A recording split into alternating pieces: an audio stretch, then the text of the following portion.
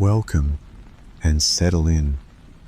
Imagine yourself stepping quietly into a space that is colder than winter, drier than paper, and calmer than a library at midnight. A place designed for patient waiting, measured not in hours, but in centuries. Tonight, we walk the night shift in the global seed vault, where the air hums softly with the careful rhythm of preservation, and where shelves of sleeping seeds rest in orderly rows, wrapped, labelled, and gently forgotten so that they can be remembered when needed. If this slow journey soothes you, feel free to like this video and subscribe for more calm explorations. You can also use the playlist link in the description to keep learning while drifting off, letting the next story pick up where your eyelids leave off.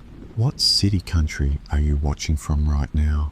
You find yourself at an unassuming doorway carved into the side of an Arctic mountain.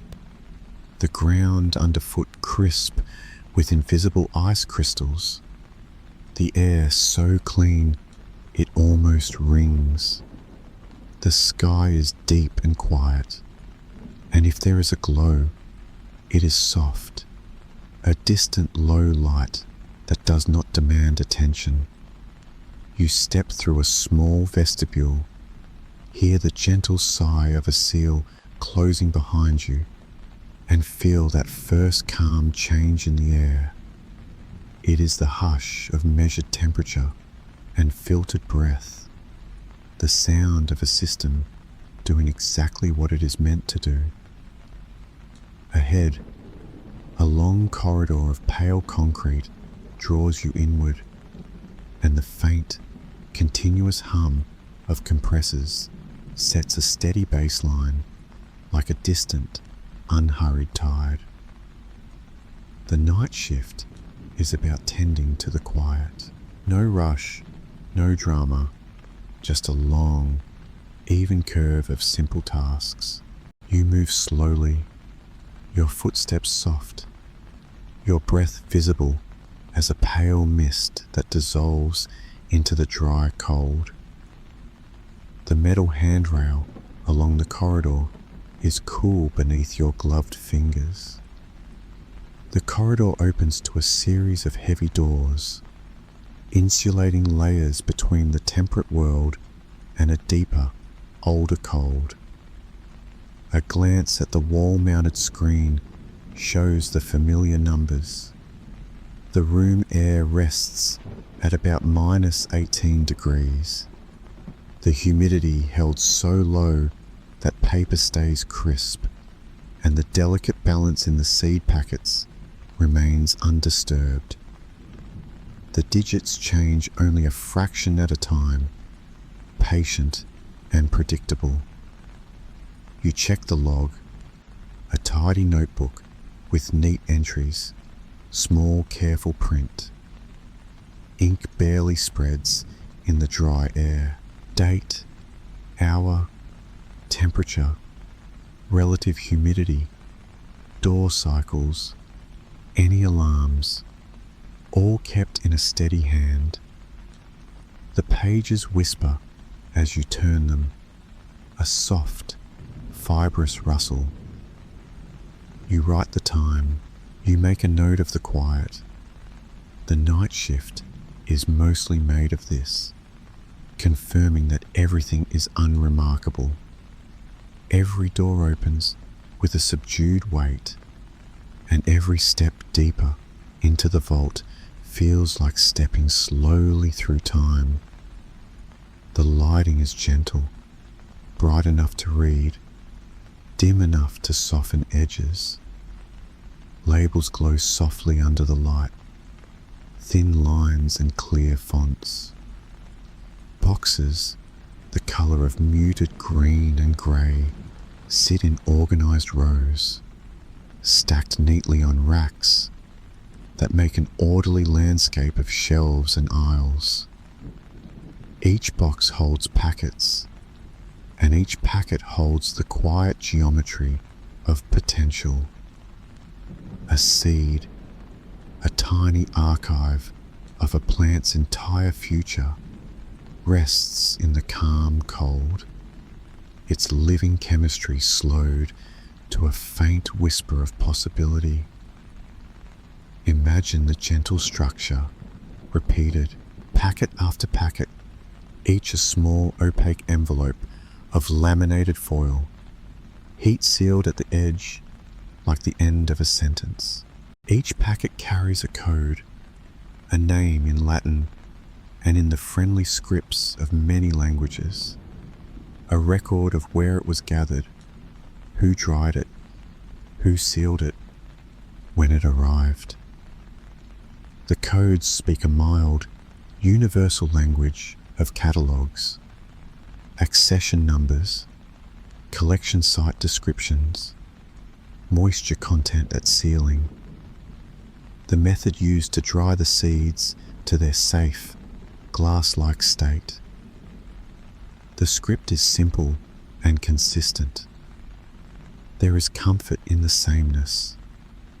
You walk along the first aisle, your flashlight quiet and steady on the racked labels. Wheat rests here, dozens of varieties with names that sound like milestones and weathered stones. Triticum aestivum, Triticum durum, spelled out carefully, each packet representing a careful story of selection and care. A few steps down, jars and packets of barley, Hordeum vulgare, sit in their orderly rows. One shelf over, rice, Oryza sativa, a language of paddies and sunlight. The vault stores more than the staples though. There are sorghums and millets, beans and peas, wild grasses and wild relatives, sturdy and delicate, cultivated and close to the wild line, each one preserved as if time were a wide, quiet sea. In this cold, the very idea of water is subdued. Seeds survive here not because they are frozen solid, but because they are carefully dried to a point where their inner structure forms a kind of glass.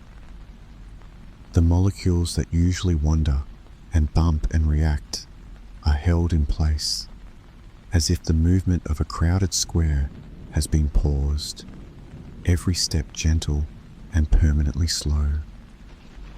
At a temperature like this, chemical reactions go quiet. The small threads of life are folded neatly, and time becomes less of a force and more of a texture. Imagine yourself peering into that glassy stillness, where a single season of growth can wait for centuries without impatience. A small panel on the wall displays dew point and relative humidity. The numbers are calm. You know the steps by heart. If humidity rises even a little, you would trace the air system's path, check the filters, and listen to the fine whir of desiccant wheels turning softly like a silk ribbon drawn through careful fingers. Tonight, everything is as it should be. The gentle rhythm continues. You were just a sensor that drifted a fraction of a degree. The tiniest click acknowledges your touch. Catalogues guide everything here. The vault is a library of sleeping forms, and like any library, it is as much about records as about objects. A barcode on a packet calls up its story. A handheld scanner blinks quietly.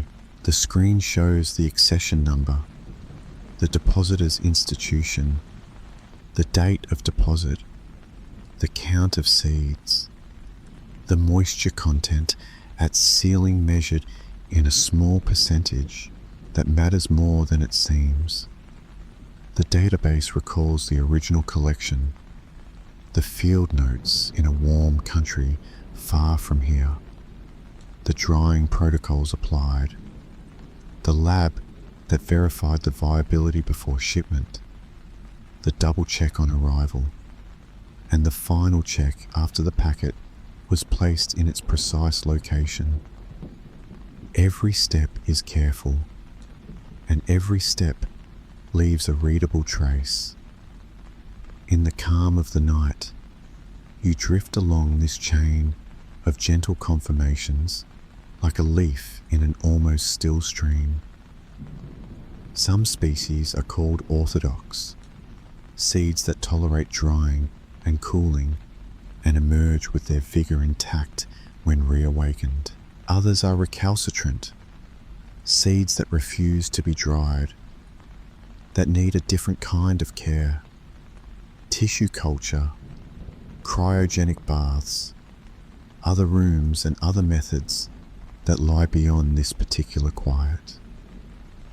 In this vault, the shelves favor the elders of domestication, the seeds that have fed many winters, wheat and barley, rice and maize, peas and beans, sorghum and millet, and the intricate cousins and variants that carry a library's worth of traits.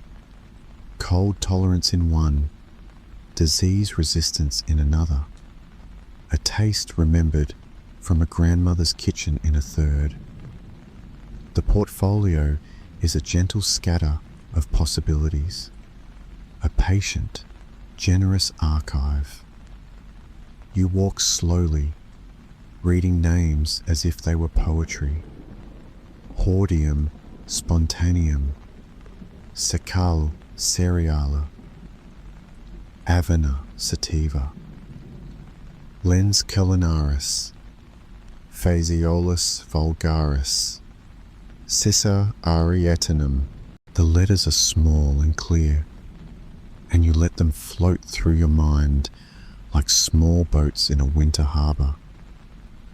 The air is so still that you can hear the quietest things, the soft sigh of your jacket's fabric as you move, the tiny tick of a metal rack expanding and contracting with a small change of air, the hush of your own breath. Time stretches like gentle frost across a window, intricate and slow. Outside, a mountain holds the vault firmly in its side, a geological storehouse that changes so slowly the present seems fully content. A long entrance tunnel, angled carefully, guides the cold inside. In a warmer world, the vault is bolstered by the reliable chill of its mechanical systems. Yet the mountain still pulls heat away with a steady, patient hand. The walls are thick, the floor solid, the ceiling quiet. The design is modest and thoughtful, built for long patience, for uneventful nights like this one, where the most striking thing is how little changes. You check a series of small indicator lights along a service panel, each one a tiny bead of color. The generators wake only when called. The voltage is steady, the load balanced, the alarms asleep. Good systems feel like calm companions, never intrusive, never demanding, always present. You remove a notebook from your pocket and write a brief line. Checked rack, 3C, humidity stable, no evidence of condensation, packets intact. Your handwriting looks neat in the dim, gentle light. On one table, there is a comfortable scattering of tools, not the noisy kind, but the quiet implement that cross the border between administration and care. A heat sealer, with a cool handle, metallic and smooth, a precision scale, a small hygrometer, a roll of foil laminate that unfurls with a subdued crinkle, rolls of printed barcodes that peel off like polite labels from their backing, a small benchtop vacuum pump that whispers when it runs. You do not need them now. Tonight is for observing. Still, you run a hand over the sealer's handle, the sensation of a clean, cool shape in dry air grounding you gently in the present. Every so often a new shipment arrives, carefully prepared and pre-cooled on the journey north. Then the night shift turns to welcome, to intake, to the quiet ceremony of reading, checking, and placing. Boxes are opened slowly. Inside, more boxes, each labelled in the gentle language of curation. A form is checked against the contents. An accession list is verified. Packets are inspected for any sign of damage, any tiny crease in the seal, any misprint that could become confusion. Tonight, though, no deliveries, only the patient company of a few million sleeping seeds. Imagine yourself pausing at an aisle where the boxes are marked with the names of faraway places, each one a small anchor in a large map. There is a quiet sense of planet here, but it is not a dramatic feeling. It is a soft awareness that this room holds a broad geography translated into ordinary objects.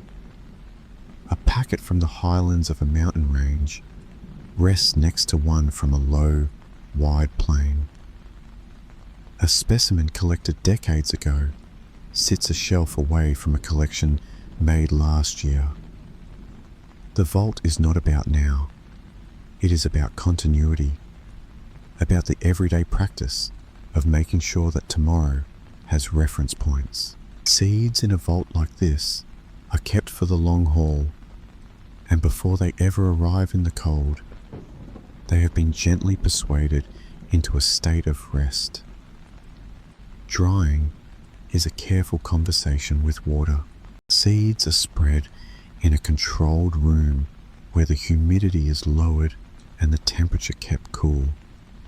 The goal is balance, not absence.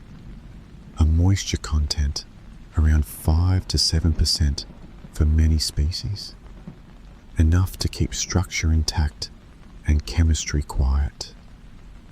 The process takes days, sometimes longer, and is guided by patient measurements. Once the seed moisture is right, the packets are sealed. Inside each envelope, the air is dry, the oxygen low, the space calm. The laminate protects from water and from light and from time's slow insistence. And when a packet is heat sealed, there is that gentle final line the sealer leaves, like an ink stroke at the end of a careful sentence. These packets arrive in sets, duplicates made in their home gene banks, where they remain active, regenerated, tested, shared with breeders and researchers. Here they rest as a backup, a quiet mirror of the active collections. The phrase some use is black box storage. The depositor retains ownership. The packet is not opened here except in a specific, agreed circumstance. The story is one of stewardship by many hands that never hurry. Across the world, there are vaults and cold rooms, and this one joins them as a still anchor under a mountain. The catalogue is not only in the packets, it is also on screens.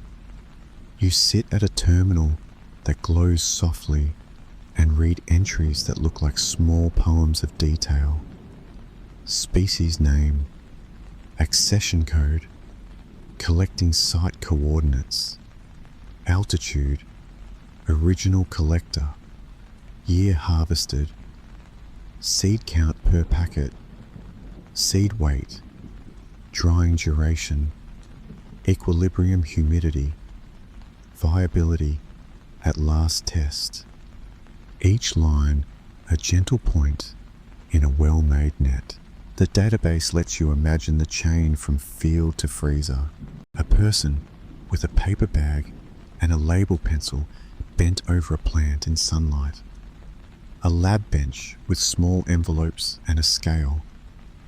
A drying room with a quiet fan, moving cool air. The packing table where packets line up like tiles. The shipping route north. The gentle handling at arrival. The soft click of a scanner and the easy pressure of a hand placing a packet into a foam-lined box. This is an archive of potential, and potential is restful here. It does not push or ask. It simply waits. Time expands, and the present feels like a wide and steady place.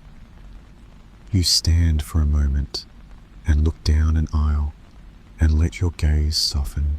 The shelves blur into a gentle pattern, and you can almost hear the idea behind the vault, the universal practice of saving something for later, a practice older than writing and just as patient. You move on, noticing the small details that are always there if you take the time to see them. The way frost forms a faint brushstroke at the lower edge of a door gasket, feather light and even. The way the plastic of a rack label is just slightly softer than the metal shelf behind it. The slight scent of paper, and cold, clean, and a little sweet, like the smell of a library in winter. The floor's texture under your boots, a fine grit that crunches just barely. The sound your own sleeve makes when your arm bends, all of it gentle. Seeds are simple and complicated at once. Inside the hard, dry coats are layers and tissues arranged with courteous economy. An embryo, curled and compact, and often a packet of stored food, starches and oils, laid down like a patient savings account, all of it enclosed in protective skin. In the glassy dry state, the molecules that would otherwise flow are hushed. The proteins that would fold and refold lie steady. Sugars shift into a structure that holds the rest still. The membranes, fragile when wet, stiffen into a safe pause. This is not death. It is a long breath held comfortably. You notice a small card tucked into a clipboard slot. It discusses the rules of the vault, the gentle boundaries that keep the calm intact. No packets opened here, no seeds germinated here, no food or drink near the shelves.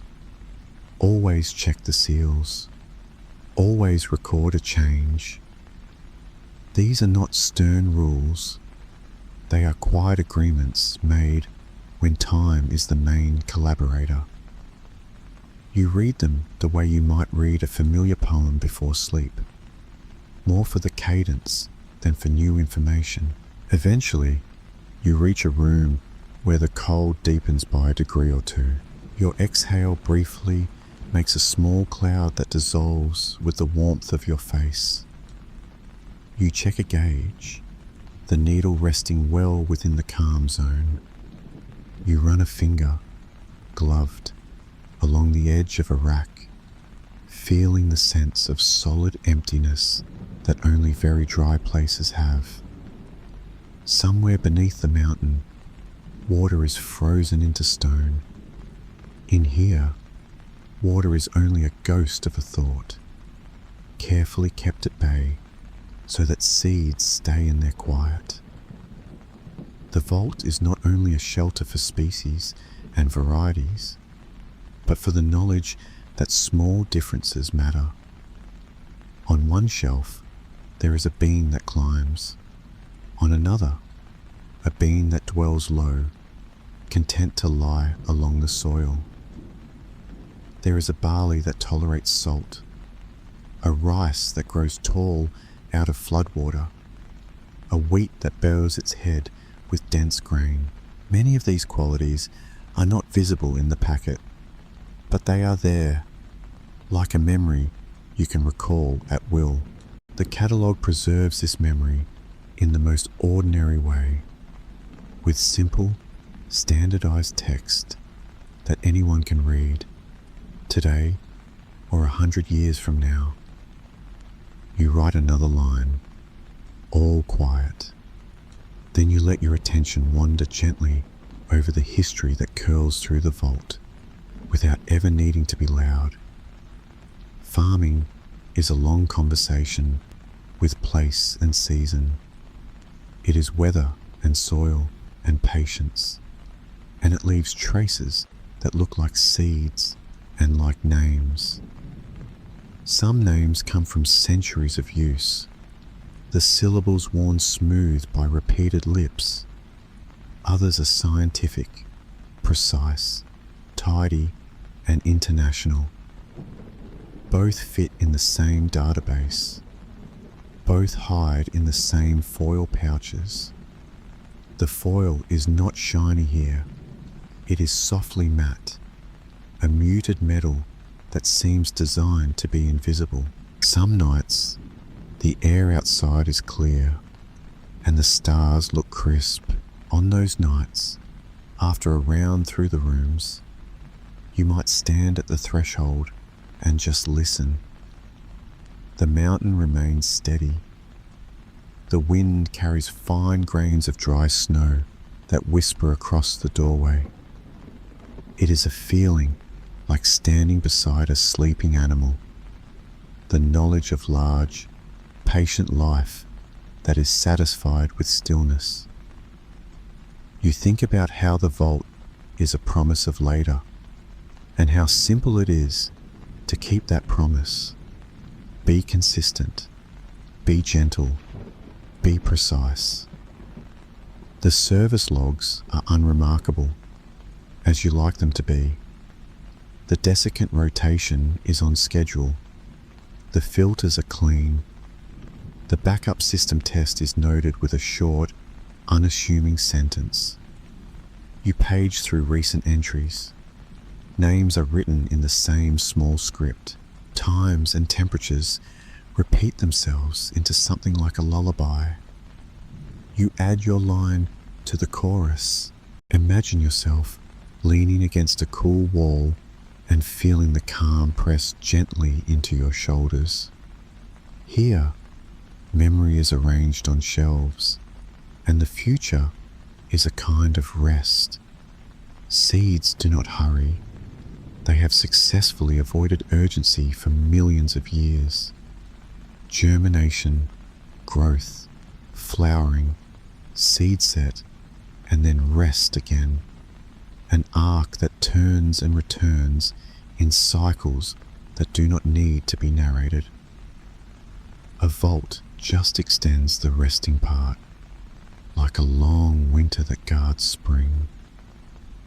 Every collection here is part of a broader network.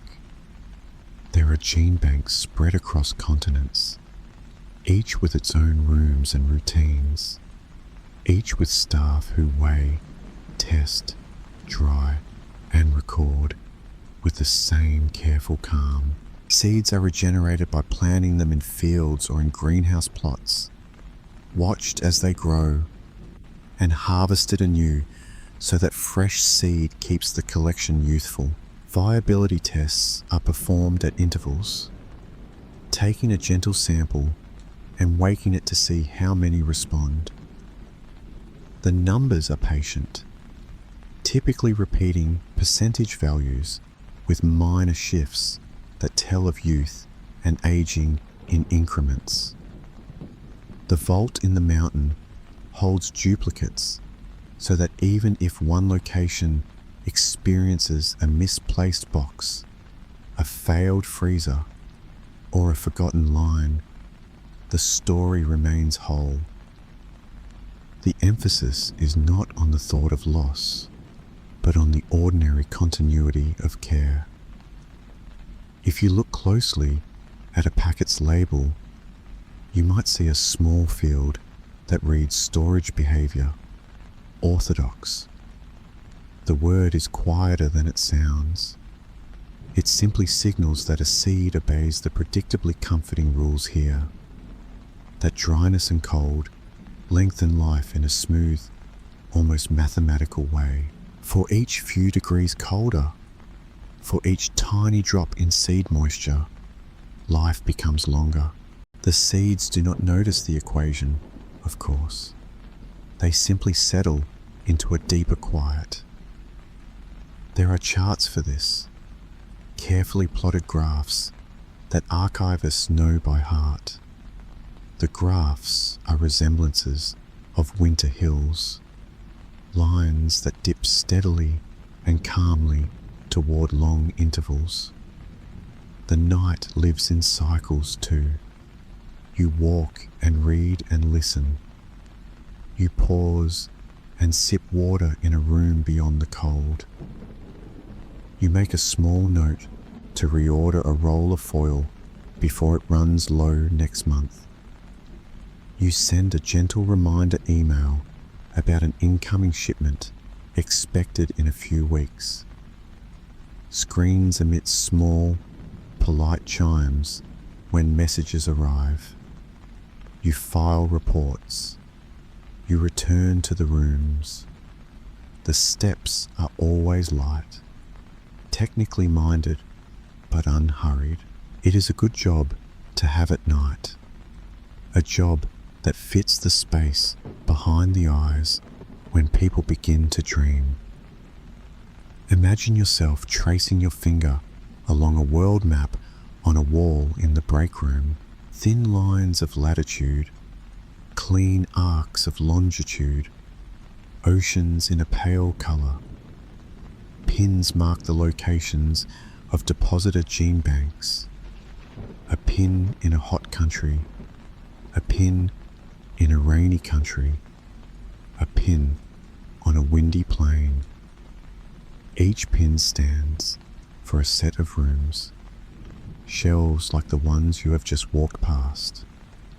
People like you, wearing warm clothes when they need to, cool clothes when they do not, all involved in the same gentle work of capturing a moment in a living line so that it remains available longer than any one season or any one career. On a shelf nearby rests a slim manual that looks like a book of meditation. It is a protocol guide: how to handle receipt of boxes, how to inspect packets, how to scan, how to place, how to record. You flip through it idly. The paragraphs are practical. Check ambient temperature at arrival. If packages have warmed, place unopened in a cool antechamber to equilibrate. Do not rush. Confirm labels against manifest. Report discrepancies. Store in designated locations according to the schema. It is a gentle guide for people who care about the ordinary. Even the schema is soothing. Rows are named with simple letters and numbers. Each shelf has a code. There is rhythm to it, a small kind of music in the stack of digits. You prefer things that can be found easily and returned just as easily. You like knowing that your notes will make sense to someone else who opens the log in a month or in a year. The whole operation could give in to romance, but it chooses procedure instead, and that is what makes it restful. Sometimes, during a night when work is light, you think about the small, deep structure of seeds, the way their cells pause. It takes just a little water and a little warmth to bring the inside back from its glass to an ease of movement. Enzymes flex, membranes soften, and drift. The sequence of events is not dramatic, just well coordinated. A seed takes up water, swells slightly, softens, shifts. The embryo stirs. The root tip extends. But in here, those events are paused like a breath held at the top of a yawn. You find comfort in the fact that this pause can last for a very long time. Gently, you step back into one aisle that always draws your attention.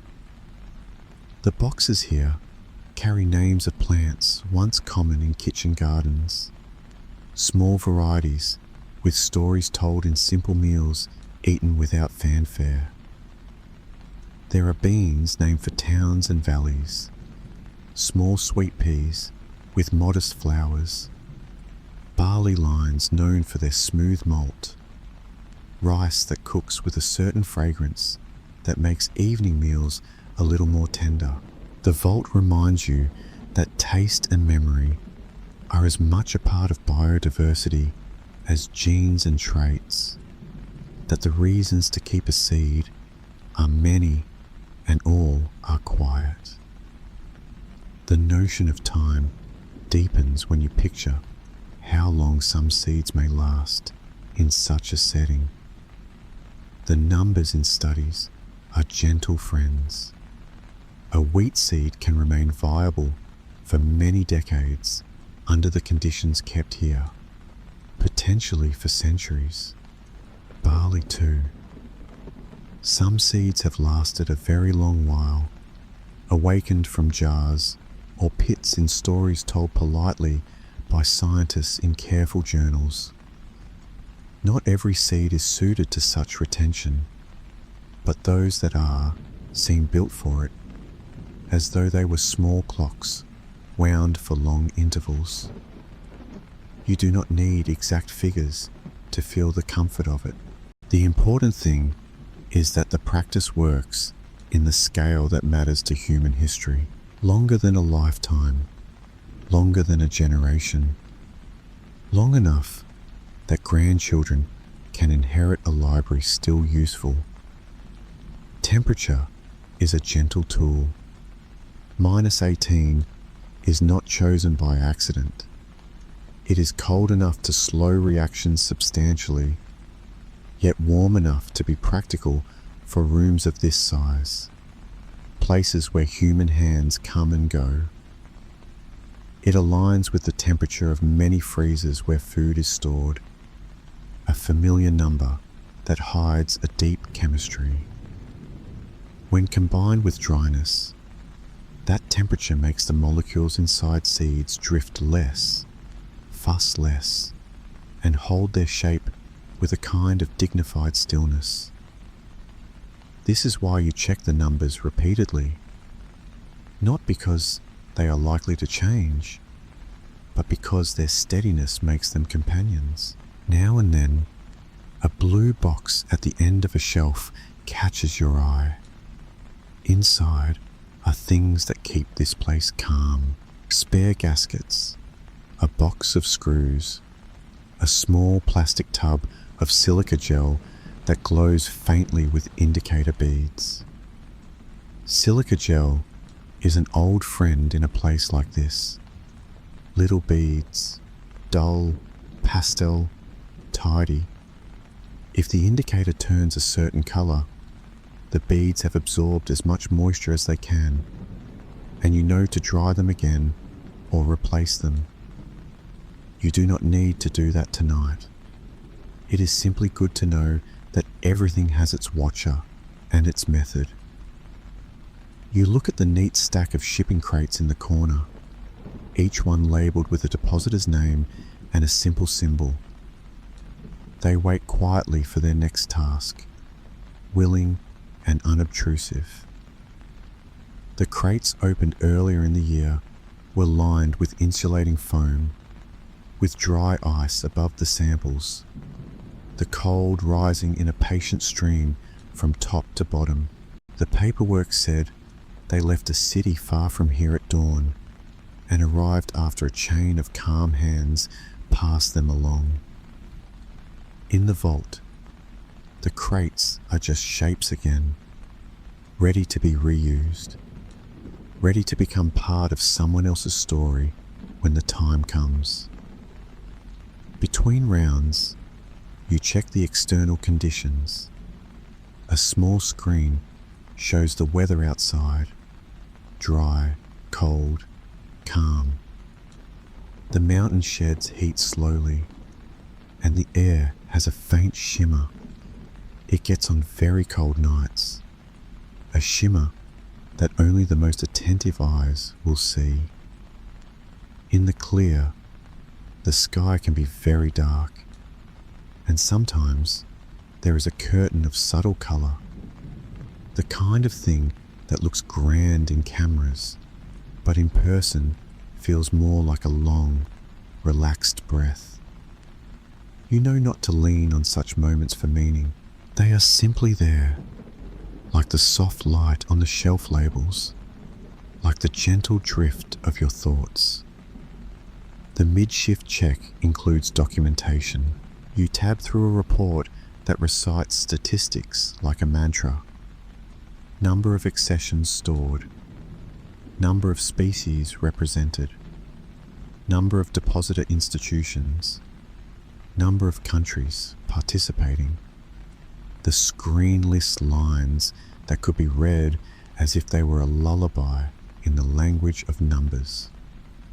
You are reminded that this whole endeavour is many people doing small, careful things. Tonight, you are simply one of them, and the vault is content with that. How sleepy are you on a scale of 1 to 10? Back in the aisles, you pause at a set of boxes labelled with the names of wild relatives. These are the hardy cousins of familiar crops, plants that live without cultivation in forests, in deserts, by the sea, on the edges of fields and the edges of our attention. They carry genes that support resilience, resistance to pests, tolerance to heat or cold, the ability to thrive on poor soils. The seed packets here look no different.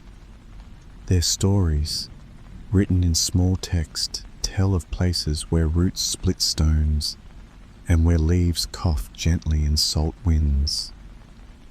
You imagine that when these seeds leave their packets someday, they will be asked for calm, steady gifts. Little improvements in a long, quiet line. At a workstation, you find a small stack of printed labels awaiting their moment, each a neat block of letters and numbers that carry the essence of an accession's identity. The printer's output is ordinary, its font unobtrusive. Still, there is a trace of ceremony in how these labels are placed, aligned, pressed down with the flat of a thumb to make good contact. You recall the advice of a more experienced colleague. Go slowly, align by eye and by touch. And when you press, breathe out. In a room devoted to pause, even the tiny act of applying a label has a rhythm that invites calm. You walk past the small area where shelf maps are kept. They show the rack designations and the positions of boxes, updated often, printed neatly, and posted at the ends of aisles. Every box has a place, and every place has space to be found. You admire the small pencil corrections someone made earlier in the week. A tiny arrow, a gentle cross-out, a tidy rewrite that fits just so. Paper and pencil feel right here. The digital catalogue is the backbone, but pencil on paper has a temper that suits a room kept this dry and this quiet. There is a small repair to make, the kind you can do without noise or fuss. A label holder has loosened. You press it into place, hear the soft click as it seats, and add a little strip of clear tape along the bottom edge to encourage it to stay. Your breath makes a small cloud you can see in the cold air, then disappears. It is all so unhurried that the gesture feels like a part of your own breathing. You let your mind drift toward the way seeds help people translate landscapes into nourishment, the way cultivation is a kind of conversation. A seed is placed in soil. It listens to the moisture, to the light, to the long arc of temperature, and replies with green growth that gradually becomes something we can eat. In this vault, the conversation is paused between sentences until another season, in another place, picks the sentence up and continues. The vault holds the pause so the story can continue as smoothly as possible. The thought of centuries sits beside you like a polite companion. Some seeds will be revived sooner, as new research asks new questions, or as a depositor wants to refresh a line without having to start from scratch. Others will wait longer, and longer still. Here, the scale of waiting is not anxious. If anything, it is a relief. Time in this room is not an enemy, not a match to be beaten, not a tide to outrun. It is a partner that flows gently past, like air moving through a filter, always present, always patient. You check the alarms, performing a silent test through a series of gently arranged steps. The panel lights shift in sequence. A small, barely audible tone sounds and stops. Logs record the test. Systems acknowledge that they are awake and ready. When everything is restored to steady, you feel your shoulders ease further into the rhythm of the room. Night shifts often teach people to feel the comfort in the lack of novelty. Familiarity is a soft blanket, and in this place, it is woven from procedures and stable readings. On a shelf in the office area, there are books that bridge the intimate and the technical. There is one about seed physiology, with chapters about water potential and glass transitions. Another about gene bank management, with sections on sampling and documentation. A third about the history of cultivation, not sensational, just factual, describing how seeds followed people along river valleys and across short seas. The paper is smooth. The diagrams are simple. You can almost feel the time it took to typeset such patience. The vault is never dramatic. Even the entrance, with its geometric shape and muted design, seems to ask to be seen as another line in a detailed drawing, not as a grand gateway. Concrete, rock, steel, insulation, all arranged to be present and unremarkable. The lighting is mostly hidden. The cables are tucked away. The fans hum to themselves in the manner of small, thoughtful machines. Even the emergency signage feels like part of the architecture, functional, calm, seen once and then left alone. When you return to the shelves, you let your fingers trail gently along a row of boxes stamped with a familiar country's name. You pause at a note someone left months ago, a gentle thank you for an especially delicate packing job that kept a fragile accession safe. The note is the same size as the labels, the handwriting small and vertical. You leave it where it is, a tiny, kind voice in a room that appreciates such things without making much of them. A small timer on your wrist vibrates once to remind you to take a break. You step into the antechamber, where the air is cool instead of cold, and remove your gloves.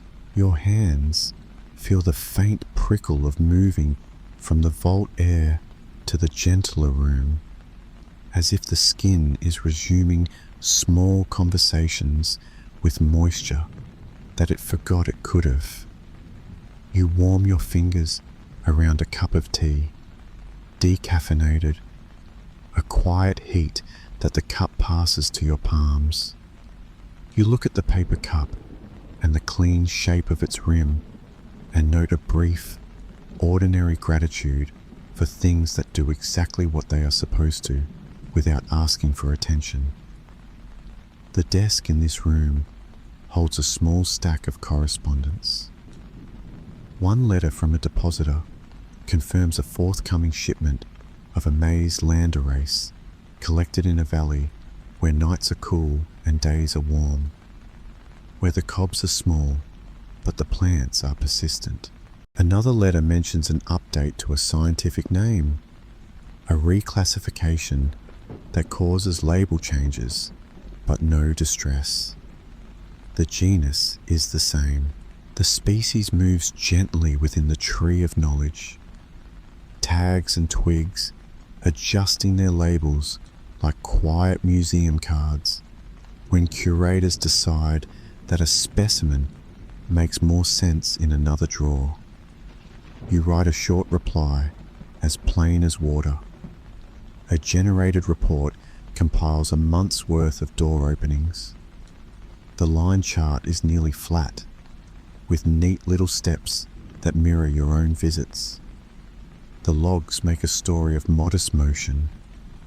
A few columns of numbers, rearranged daily, then weekly, then monthly, then filed. Somewhere, a future person will look back at these charts and see a time when the vault was overseen by people who liked their nights steady.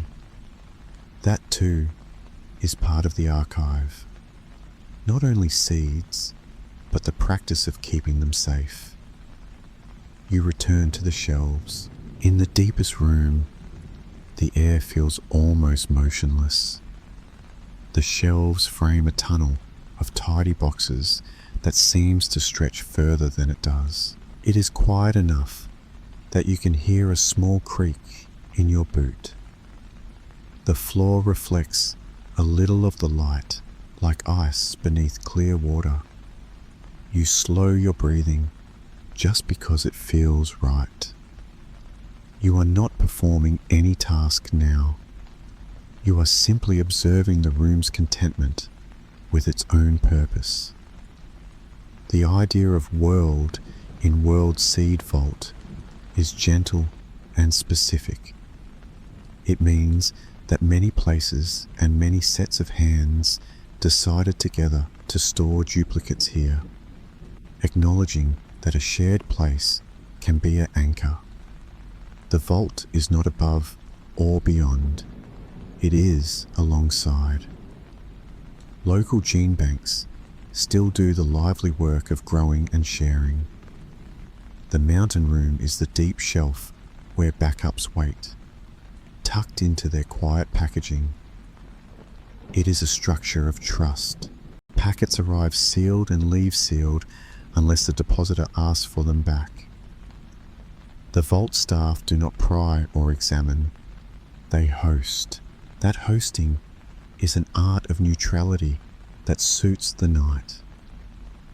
In a bin along the wall, you see supplies for emergency sealing, a few extra rolls of laminate, a spare heat sealer, instructions for sealing at different atmospheric pressures to ensure the right partial vacuum. The instructions are brief and clear. Press temperature setting to the mid-range. Allow the sealer to warm for a few minutes. Place bag edge evenly. Press and hold until indicator light turns off. Allow to cool. Label and record. Even if you never need the spares, their presence is a layer of comfort in a place built from layers of comfort. Another gauge waits for your glance. You look. It is steady. Another recorder ticks off time in small marks of paper on a roll. The ink is sparse but legible, and the roll advances with such subtlety that you only notice after a few minutes. If you could hear the marks form, they would sound like the softest pencil scratching. The recorder documents temperature in case the digital systems need a second witness. Redundancy makes a sweet, quiet sense here. Midway through the night, a memory surfaces of a daytime tour you guided once for a small group of visitors. You spoke softly, even then, because the vault encourages soft voices. You explained that the most fragile thing in this room is not a machine or a building, but a record. A label misprinted, a number transposed, a barcode slightly smudged, and the seed could be hard to find. Everything here exists to make that not happen. You showed them the shelf maps and the duplicates of the maps, the printed labels and the digital entries, and the way each step cross-checks the others. You saw in their faces the slow appreciation of a system designed to make sure the right seed can be found when it is needed, even if that need arises in a century. You remember them asking simple questions about the cold and the packets and the power. And you remember how satisfying it was to answer in sentences that did not have to be exciting to be useful. The best tours are the ones where visitors leave feeling steadier, with a sense that there are places where patience is the main tool. Back in the present, the vault looks the same as it did an hour ago, and as it will look an hour from now. You note that fact with the same contentment you feel when reading that a patient's vitals are normal. You take a slow breath and let it out. The gentle rhythm continues. Somewhere in your pocket is a small card with a set of values: transparency, stewardship, precision, patience. You do not recite them, but they seem to float in the air around you in the way that the crisp cold does, present without calling attention to themselves. Each box on the shelves is a small act of hope, but the kind of hope that is quiet and durable, like a good roof or a well-made pair of boots. You stop at the end of another aisle and read a few specific labels for their music. Oriza glaberrima, rice that carries a memory of rivers and hands. Siamese, Cespi, Parviglamis, a wild ancestor standing quietly in packets like a shadow of tall grasses. Triticum dicoccum, an old wheat grown long before tractors hummed in fields. Phaseolus acutifolius, a bean at home in dry places. Each name holds a slightly different temperature and landscape, yet here they rest at the same -18 in the same neat matte silver envelopes. You think about moisture content again, because here it feels like the most fundamental thing. Water moves easily in warm places, but here it behaves as if it has agreed to stay mostly still. The seeds, dried to their equilibrium under carefully controlled conditions, have been sealed with just the right amount of air left inside, a small space where the seed sits unhurried. In their dry, glassy condition, the cells are safe from the kinds of harm that water can preside over when it is free. Chemical changes, unfriendly microbes, small corrosion of biologic materials. Dryness is a blanket. Cold is a gentle weight on top. Together, they mimic winter as a long, kind thought. There is a set of keys on your belt that feel heavy and simple. The teeth of the keys are precise. You like keys. They are mechanical promises. They open only what they are meant to. They make a small music when you carry them. Tonight, you do not need most of them. There is a sense of being trusted here that is not heroic and not anxious.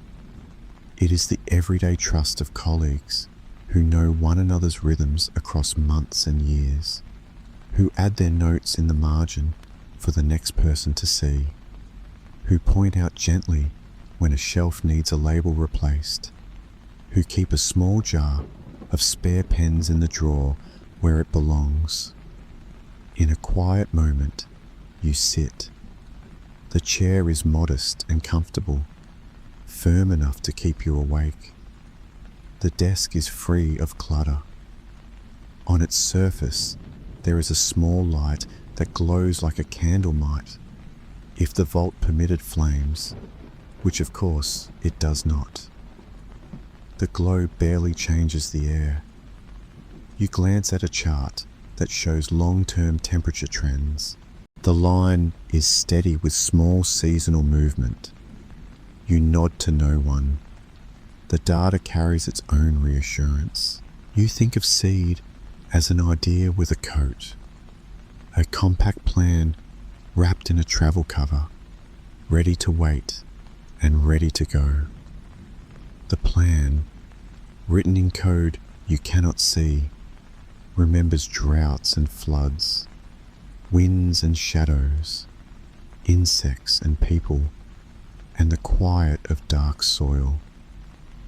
It remembers through chemicals and structures, not through words. And when it is called back to activity, it does not recount. It simply resumes the old routines as if it had never stopped. The vault supports that faculty with its cool, blank patience. Seeds do not need pep talks or speeches. They need what they have always had, a place to rest and a chance to breathe at the right time. In a corner, a small frame photograph shows a room in a different gene bank. Shelves, but of a different style.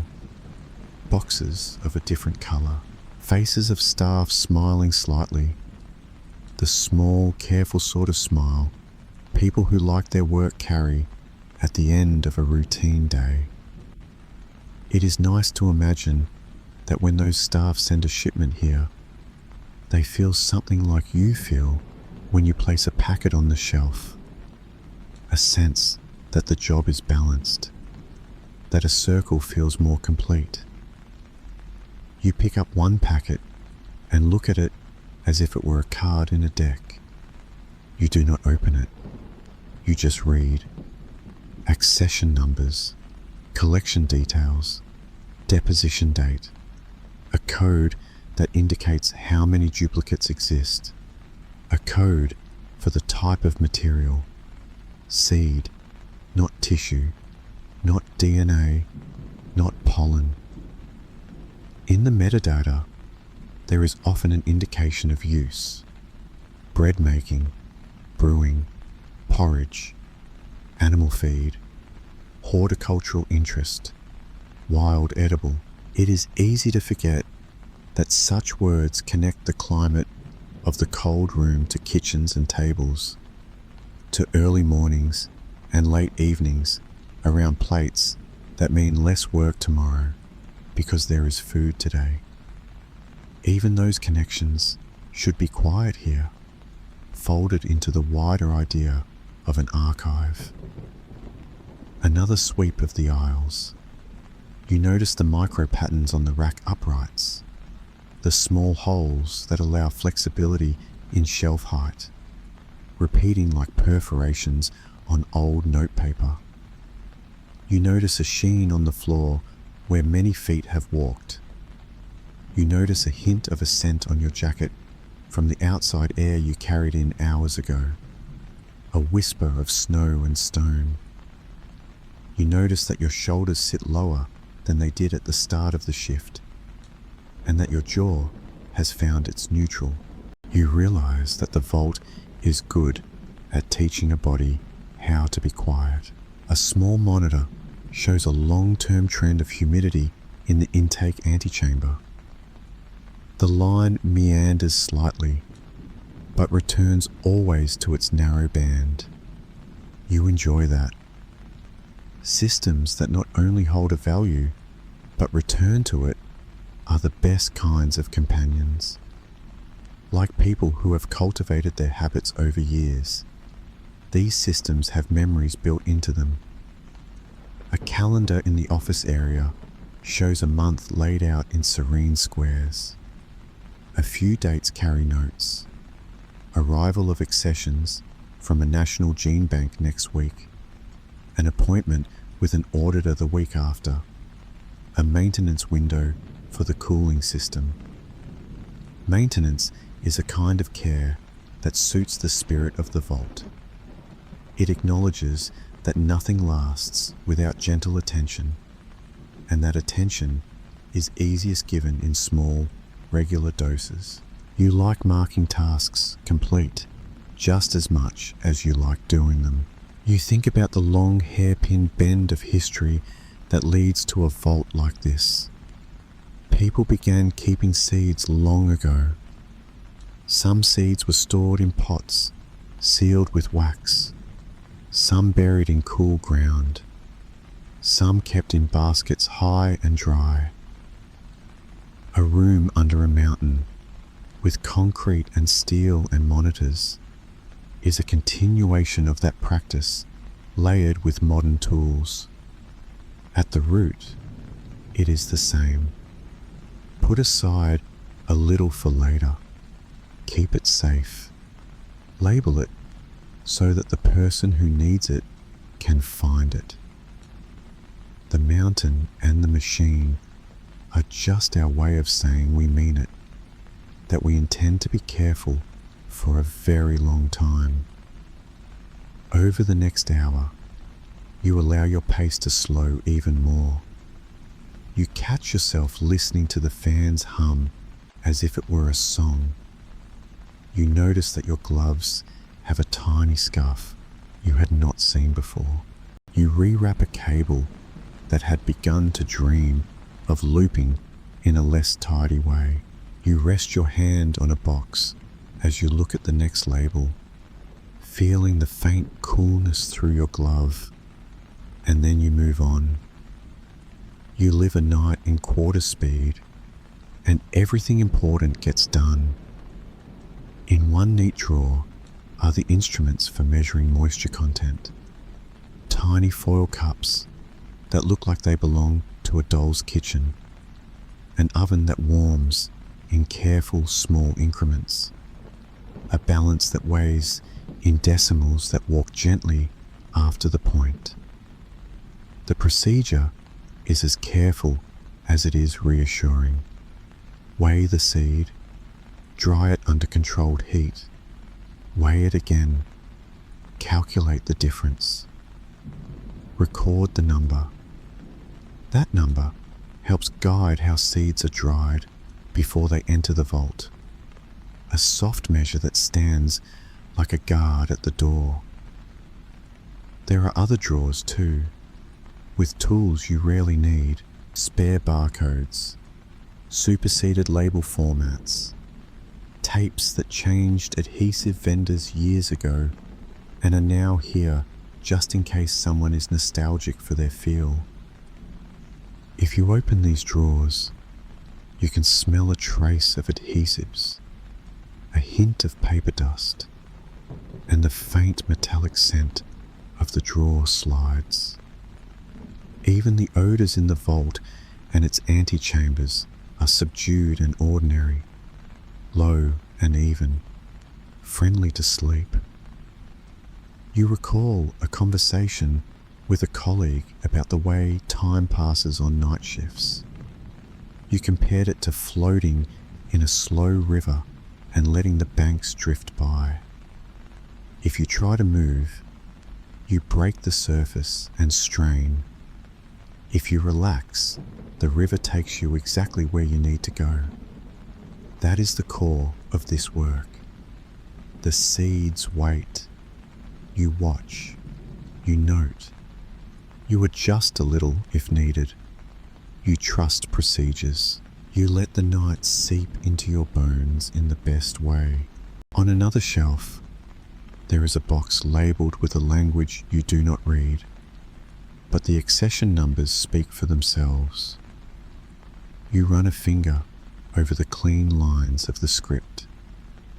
The world sits here without fanfare, represented by codes and labels and small parcels of life that do not identify themselves by flag or anthem, but by the simple truth that they are seeds. That is one of the gentle convenings a place like this allows. The prejudice of organization over the organization of prejudice. You reach the end of another aisle and take a small moment to stretch your arms and roll your shoulders. Your jacket whispers at the seams. You feel the air cool against the skin of your wrists, where your gloves do not fully meet your sleeves.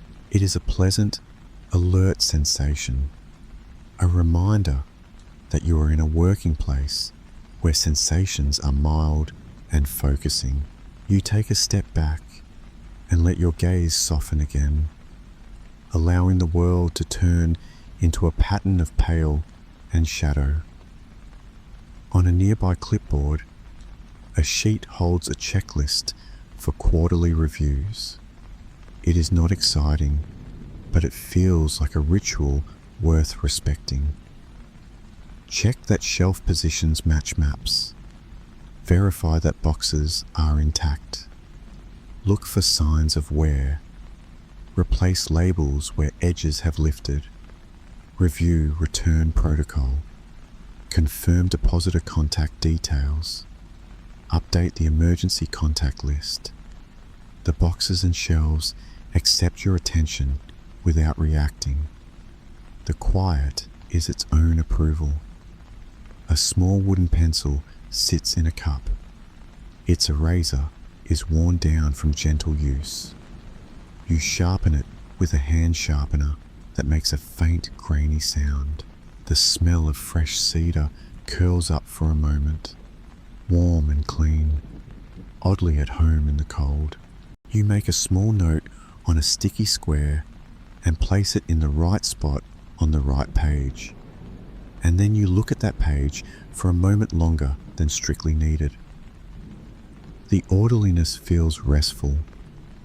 The deeper hours of the night become a pattern of calm observations that begin to resemble each other. If you repeat yourself, It is not because you are bored. It is because the place asks for repetition and rewards it. You turn to one aisle and see that the packets are lined neatly. You turn to another and see the same. On a third, you notice a single label placed a millimeter lower than the others, and you adjust it because that makes your mind smoother. The vault appreciates such small graces, or at least you like to think it does. There is a laminar flow hood tucked into a corner of a preparation room, used occasionally when a small intervention is needed during intake. Tonight, it is off, its sash lowered. The glass reflects a slim, inverted image of you in your coat, a ghost without story.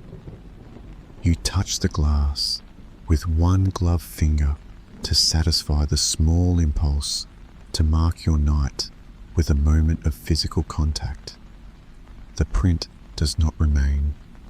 The glass is too clean and the glove too dry. No traces are left that do not belong here.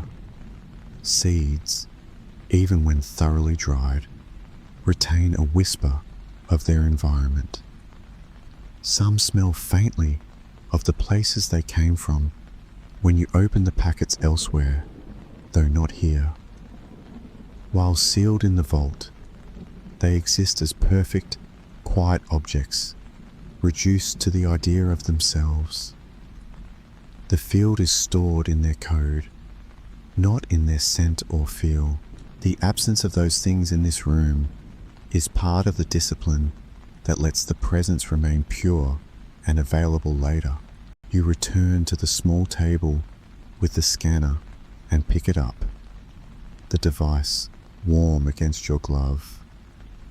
You scan a random label to confirm the database responds as expected, and the gentle beep acknowledges your gesture. The entry appears: accession code, species, origin, year, number of seeds.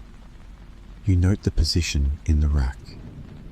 You imagine someone decades from now scanning the same label and hearing a similar beep, and the thought brings a soft joy that is almost too quiet to call joy.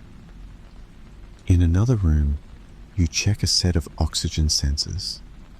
They ensure that the atmosphere in sealed storage spaces remains safe for the packets. The numbers sit within the ranges that are old friends by now. The units reassure you with their familiarity. Percent, kilopascal, relative humidity, degrees.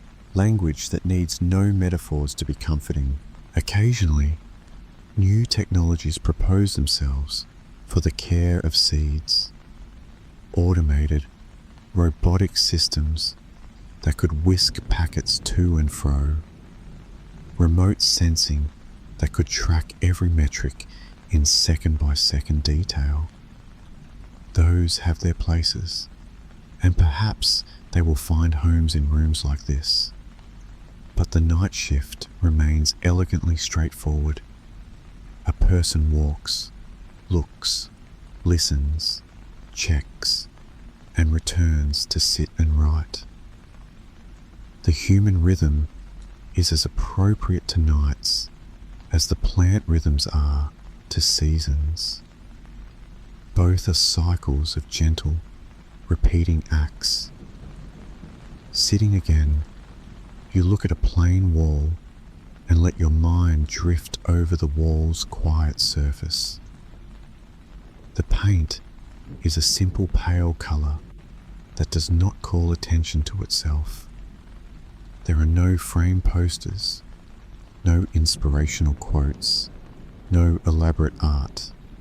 That is for the best. In a vault like this, the walls play the role of background so that the foreground can be the small, precise work of care. The background teaches your mind to rest. Outside, if one were to stand still One might hear snow grains moving, like silk on a wooden floor. Inside, if one stands still, one hears the systems that make stillness possible. You take in the symphony and let it become a hush. You feel your pulse slow until you can barely feel it. You rest in the chair for a moment longer than you expected, berating neither yourself nor the clock. The clock, if anything, enjoys your company. You think again of the designation black box storage. It means that packets are not opened, that integrity is preserved, that records are kept until someone comes with proper request. That feels like a good model for other things too. Keep what you are asked to keep. Touch only what you must. Write down what you did. Wait with a kind, unblinking patience. There is no heroism in it, only a deep, comfortable competence. A while later, you find yourself again in the aisle of cereals. You place your palm lightly on a box with the code of a wheat-land race, and then on one with a triticale hybrid, and then on one with an oat with a small grain. You do not have a favorite.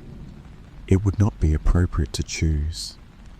And besides, they are all equally still under your hand. Your hand in the glove feels your own warmth more than the box's cold, a gentle reminder that you are the warm thing moving through a colder world. You think about the layers above you, the mountain, the snow, the air, and the layers around you, the walls, the insulation, the racks, and how seeds sit at the center of these layers like a thought held in the mind between sleeping and waking. You consider how long such a thought can be held when everything unnecessary is removed. You know the answer is not a number, but a feeling. The feeling is that of winter sunset that takes hours to fully end, a light that pales slowly and does not leave you in hurry. There are no windows in the room where the seeds rest. Light comes from purposeful fixtures that are turned off when not needed. You imagine windows only as small illusions when you return to the outside, rectangles of pale grey on the concrete like false daylight. The vault needs none of that. It prefers the honest artificial of steady light that does not flicker, that fades on a dimmer when it is time, that does not compete with any natural cycle. On your next pass, you note that a pallet jack has been left near the aisle end. You move it back to its corner, its wheels whispering on the floor, the sound like a hush that settles. There is satisfaction in these small resets. Every object in its home, every label aligned, every system checked and checked again.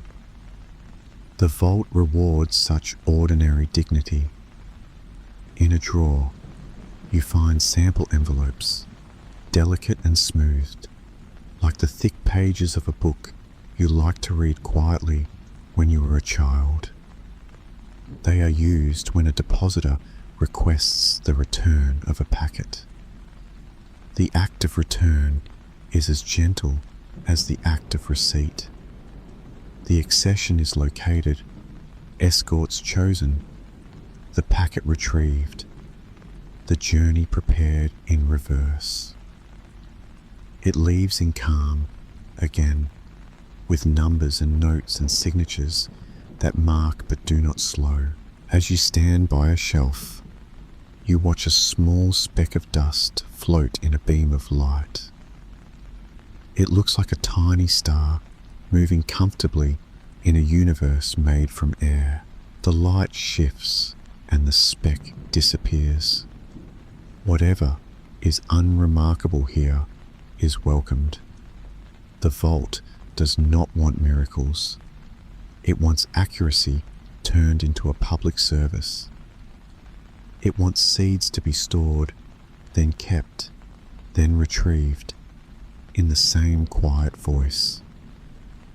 You look over a poster that explains the standard material transfer agreements used by many gene banks.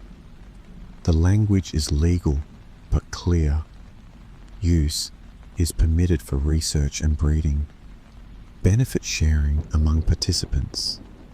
Obligations to keep material available. It is an ecosystem of agreements, as calm as the vault itself, a way to keep the promise of seeds from being a promise for only a few. You replace the poster in its plastic sleeve and smooth the edge of the sleeve with your hand, a small tactile pleasure in a room that values texture for calming. In the distance of your night, you picture a field far away in summer, rows of grain, green, then gold. A person steps between the rows and bends to inspect ahead. The person pockets a few seeds and labels them on a string tag. The tag will become part of a folder, the folder part of a collection, the collection a small shipment, the shipment a line in a database, the line a box on a shelf under a mountain. The chain has no weak link. It is quiet all the way through. When you walk again, you pass a shelf filled with backups of backups, double duplicates for accessions that seem especially significant to their depositors. It is not that they are more important to the world, they are simply deeply important to a particular story, and someone wanted to be sure. The vault accommodates such feelings without commentary. There is room, and it is easy to keep them here. The boxes sit with the same demeanor as all the others. You put on a fresh pair of light cotton gloves under your winter gloves to absorb moisture from your hands, a habit that makes the outer gloves last longer. The cotton feels gentle and good. You flex your fingers and feel the layering. The vault is built from layering, and your clothes echo its pattern. Layer warmth over cold. Layer silence over systems. Layer patience over process. Layer time over stillness. Over a panel, someone once taped a small line of poetry that you read sometimes, but could easily do without. It is about the way seeds sleep like letters in an unopened book. You think the simile is unnecessary but pleasant. You prefer the labels and the manuals, but a line of poetry does no harm. In a night like this, where the practical is the point, a small ornamental thought floats like flakes of snow that land and melt before anyone needs to sweep them. In a cup on your desk are a handful of tiny brush caps, saved for no particular reason, and then useful when a marker dries and you need to keep it from drying more. The vault is frugal, and that frugality is not mean. It is simply aware that things are easier when one does not have to fetch new supplies in a hurry.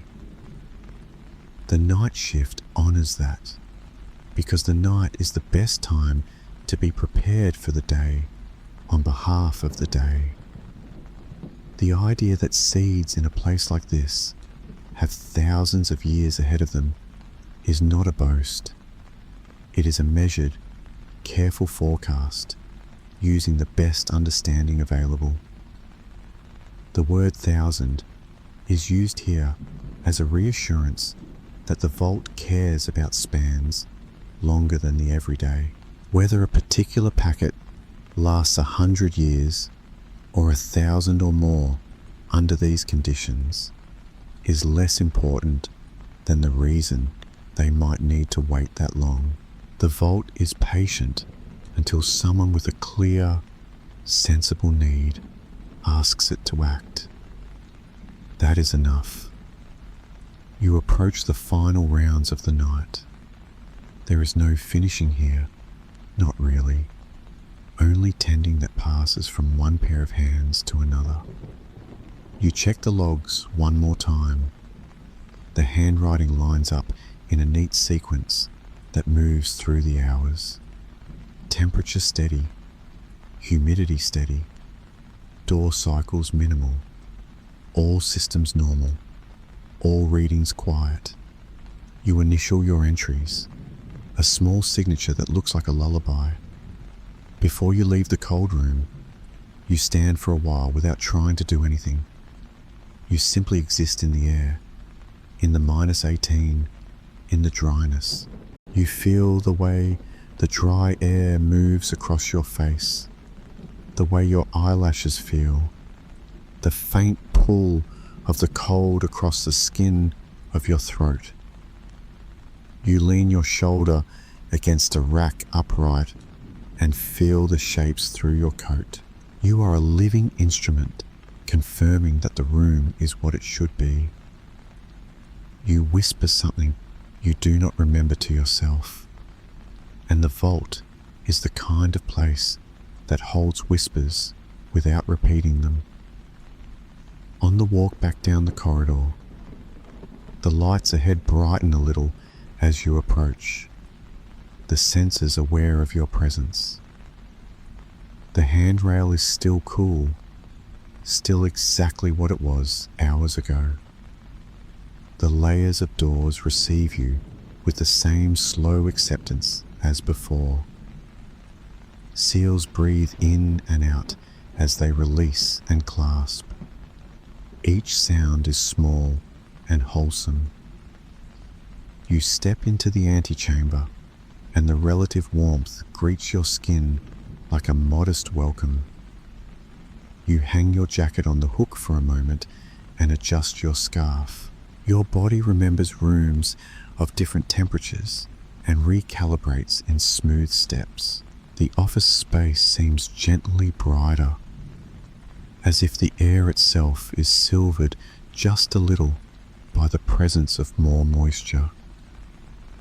You drink a glass of water and find it tastes like a mountain stream, cool and simple, because your mouth is dry and the water is not. The sensation is easy, a return. You look over the night's notes. You place them into their folder.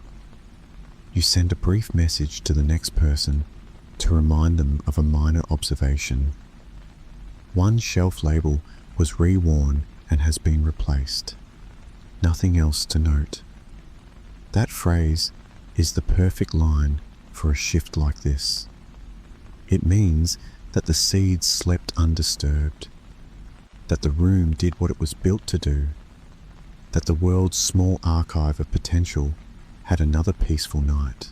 Before you go, you step out to the threshold and let the outside air touch your face.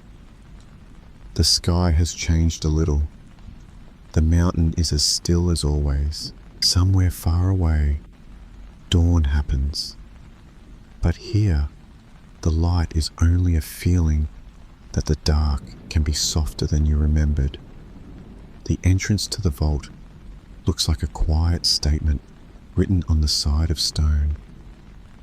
You take a deep breath, and the cold makes that breath feel like a calm companion.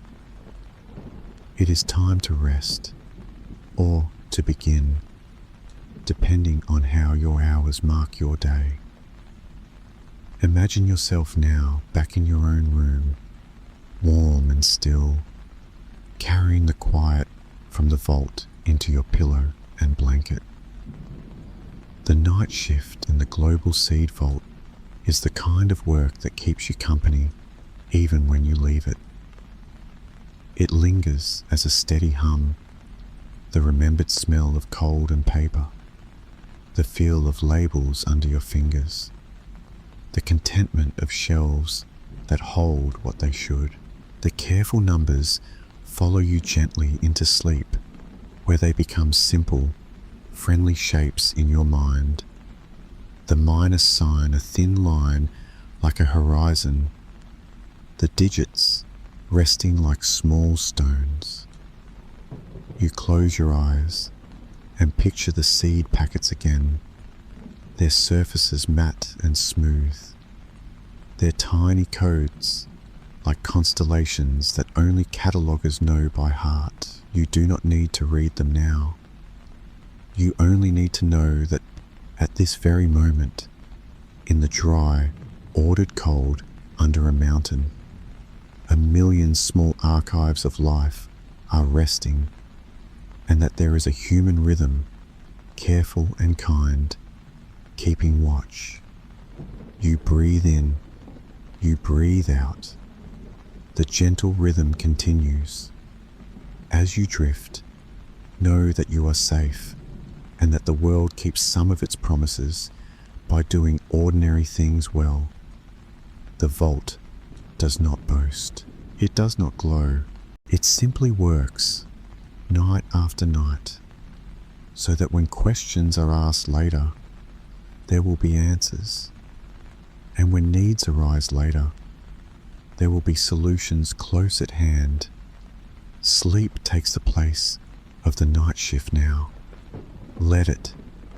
If this journey kept you company, a soft like and a quiet subscribe help us keep making calm stories at this pace, so you always have a gentle place to rest your mind. Rest well, and may your night be as steady as shelves in the dry cold, and your dreams as unhurried as seeds in 1,000-year wait.